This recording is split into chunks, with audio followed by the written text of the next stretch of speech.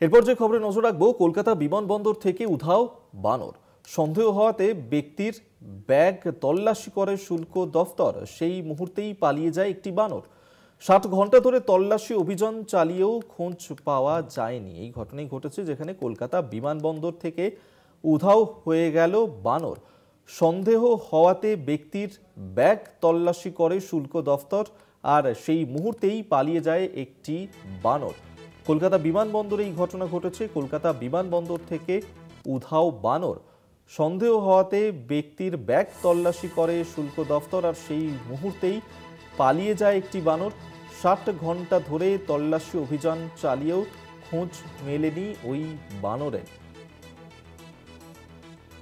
কলকাতা বিমানবন্দরে এই ঘটনা ঘটেছে যেখানে উধাও হয়েছে বানর। সন্দেহ হওয়াতেই এবার এক ব্যক্তির ব্যাগ তল্লাশি করে শুল্ক দফতর, আর সেই মুহূর্তেই পালিয়ে যায় একটি বানর।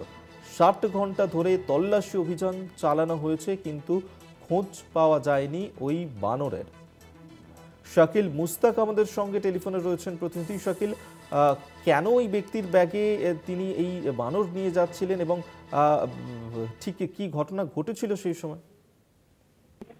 একদমই কলকাতা বিমানবন্দর থেকে উধাও হয়ে যাচ্ছে বানর, কিন্তু যেটাই জানা যাচ্ছে বিমানবন্দর সূত্রে এক ব্যক্তি থাই এয়ার ওয়াচ বিমানে গত 3 তারিখ ভোরবেলায় দুটো বানর নিয়ে আসে কলকাতা বিমানবন্দরে, এবং যে চেকিং আওয়াজে সেইখানে কিন্তু সন্দেহ হয় ওই ব্যক্তির লাগেজ তল্লাশি করে শুল্ক দপ্তর, এবং শুল্ক দপ্তর যে মুহূর্তে তল্লাশি করে সেই সুযোগে একটি বানর কিন্তু পালিয়ে যায়। এবং বিমানবন্দরে ভিতরে 800 সিসি ক্যামেরা দেখা হয়েছে, কিন্তু এখনো তাকে পাওয়া যায়নি। এবং 60 ঘন্টা ধরে এনএফসিবিআই থানা এবং বিমানবন্দর কর্তৃপক্ষ তারা কিন্তু এই অভিযান তল্লাশি অভিযান চালিয়েছে, তাকে এখনো কোনো পুলিশ পাওয়া যায়নি।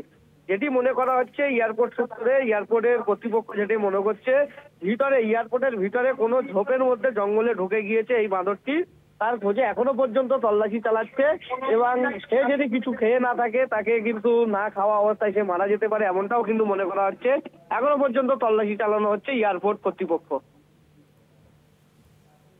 ধন্যবাদ শাকিল তোমায়। শাকিল মুস্তাক আমাদের সঙ্গে টেলিফোনে ছিলেন প্রতিনিধি।